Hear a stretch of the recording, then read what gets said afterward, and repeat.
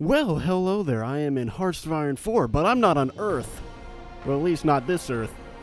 Because today I'm in Middle-earth from the hit series Lord of the Rings. And what I'll be doing this time around the block, we're going to be making the Ents great again. Yes, the Ents, the tree people. We shall march out of Fangorn Forest and take over Middle-earth for the trees and tree huggers alike. I think I'm supposed to just ignore the fact that the Soviet Union exists over here. It's just a giant line. And also that Switzerland exists in the far north on a tiny island. But, we'll just not worry about them. But the main thing we're going to want to do in order to make the Ents great again is we need to find the Ent wives. Because right now, all the Ents are dying. They can't make any new Ents, which means our manpower is quite limited. So we need to find our long-lost wives so we can make little Ent babies again. The Fellowship of the Ring has formed again, but something tells me they're not quite going to make it to Mount Doom this time. Definitely not because I'm going to take over the world or anything. Well, that's not really how I remember it happening, but the Fellowship is already down one member. They're not off to a great start. Oh yeah, I see what's happening now. Boromir sent Faramir to the Fellowship this time, because now he wants to take power for himself, and as you can already see, he's starting to purge the Crown Loyalists, so that way Aragorn can never become king either. Rune has declared for Sauron. He has joined their alliance, which is aptly named the Dark Pact. Seems a bit racist to me, considering the people from Rune are brown. Why's it gotta be the Dark Pact, Sauron? Okay, this is definitely not canon. Elrond has been assassinated, poor guy. I don't really know what's going on in Rivendell right now, but much like Gondor, there's some strange things happening. Wait, hold on a sec. What do we have here? The chiefdom of Arthedain has declared war on the Communist Hobbit Workers Union. I guess the hobbits have revolted, and now they are trying to take on their overlords for independence. This is incredible to watch. It's just a bunch of communist hobbits getting slaughtered by grown-ass men. It's almost child torture is what it is. Right, so after all that, they have just repuppeted them, I should say, into a democratic new hobbit society. So we found the Entwives, and we have been united with them once more, which means I can actually start to field an army. So, Gondor has declared war on the Kingdom of Angmar, and Mirkwood wants an alliance from me. Red Gondor. Gondor has also gone communist, much like the hobbits once were. As for the alliance, sure, the elves are a bunch of tree-hugging people. Why not? I shall accept their alliance.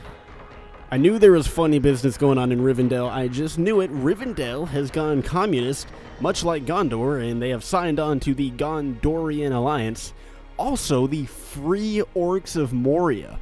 The Orcs in Moria have formed their own communist society now, and against all odds have found themselves in alliance with humans to create a global communist society where all men and orcs and elves are treated equally. Two hobbits speak of war. Well, I don't really know what's going on, but apparently Saruman did something wrong. I'm assuming he cut down a tree or something. So I say, we go to war. This is not quite how I remembered the scene from the movies, because in the movies, the Ents just kind of marched straight into Isengard and just wiped out all the orcs with, no effort whatsoever. But I'm getting pushed back, actually. Boromir is dead now. It says he died defending Osgiliath to a legion of orcs.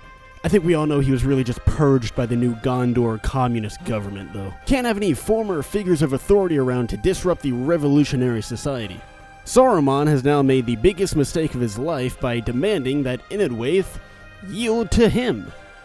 Because that means that now Gondor and Rivendell can attack Saruman from behind, when before they had a neutral country there. Now they have an enemy country. Great job, Saruman. Strategy was never your strong suit.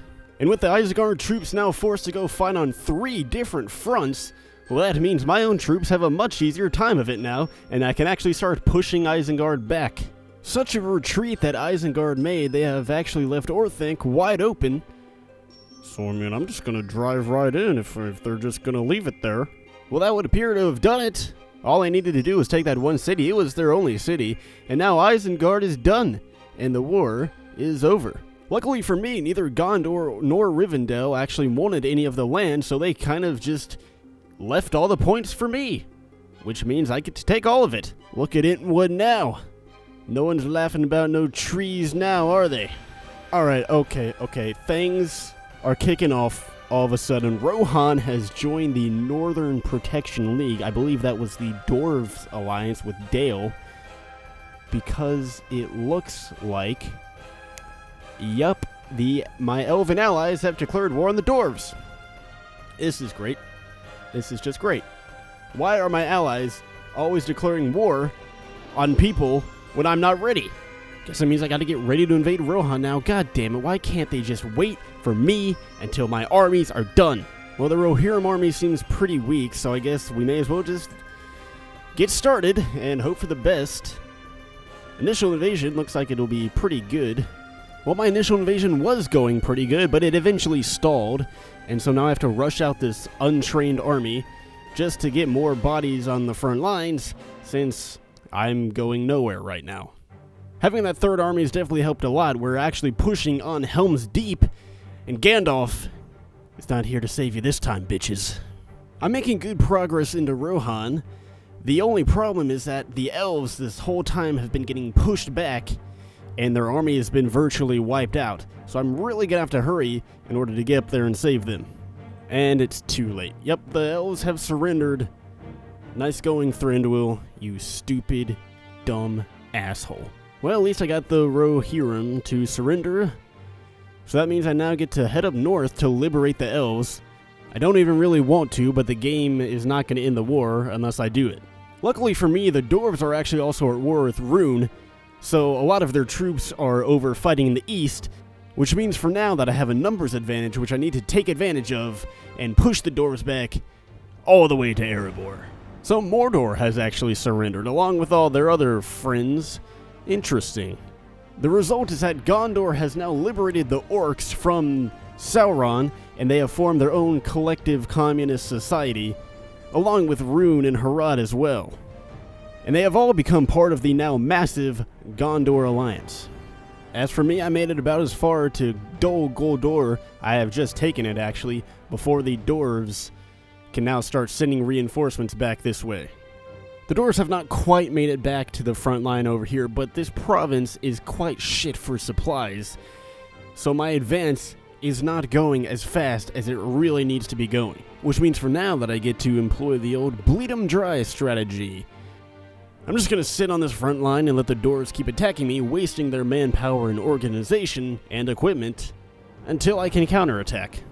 I've found that the only way for me to effectively advance and gain territory is to just send like my whole army all into one place and go 60 on 12. Believe it or not, that strategy actually works quite effectively. It really helps drive a wedge into their troops. So now I've finally managed to start advancing a little bit and have cut off some troops here from the rest of their main army. So I've reconquered a good amount of elven territory, which means the elves can actually finally start rebuilding and help me out, because once again my invasion is starting to stall a bit and I could use some help right now. The really annoying thing though is that the dwarves and Dale have I guess an access treaty with this neutral country to the right, so whenever I surround divisions on the edge they can just walk away. There's nothing I can do about it. I've begun to push in on Lake Town now though, so hopefully we can get Dale to surrender. And, okay, I guess we won that battle. It was red. I don't even know how I won, because it said I was losing the battle, but I will take it. And down goes the Kingdom of Dale, along with all their troops, which is actually a pretty significant percentage of the overall enemy forces. So now I think the dwarves should be pretty easy to beat. Yeah, the dwarves pretty much just couldn't field enough divisions to prevent me, and they now reconstructed elven army from just marching wherever we want and surrounding them. So I think this war should come to a close pretty soon. It's over. It's over. We won. Mostly I won. The elves really didn't do anything. But now I get to take over Rohan. Here is the result. I have taken over Rohan. The elves have taken over most of the dwarves' land. However, I did puppet Dale, while the elves puppeted the rest of the dwarves. And I think before we end the video, we should do just a bit of cleanup for all these remaining kingdoms around us. So let's go ahead and invade Lothlorien, who has actually called in the Kingdom of Arnor to aid them. Now, Arnor really doesn't even have much of an army to begin with, and Lothlorien is actually very well defended geographically, so I think I'm just going to go take out Arnor first. And we are wiping out Arnor's army brutally fast. You see, this is what I expect an invasion of Ents to be like. The one downside is Arnor is quite big, so even though we're meeting very little resistance, I can't get them to surrender. So now I'm just employing the old march all the way to their cities strategy. I guess not wanting to feel left out in the gangbanging of Arnor, Angmar has declared war on them, and they're now pushing in from the north. Angmar is actually the last remnant of the Dark Pact, and their official colors are now white, because that makes sense somehow. And the Kingdom of Arnor is down for the count. This time I just had overwhelmingly the most amount of points, so I get to claim all of Arnor for myself. Unbeknownst to me, at some point, Saruman has actually come back from the dead and has transformed Mordor into new sovereignty of Isengard. He finally got his wish to rule over Mordor. At least we can be proud of him for that. While we were invading Arnor, Lothlorien actually pushed a little bit into Mirkwood territory, which turned out to be a good thing, because now I can just simply outflank them and wipe out a good amount of their divisions. I am also back to employing the send your entire army into one province strategy. Trust me, it actually works very well. Surprisingly well, in fact.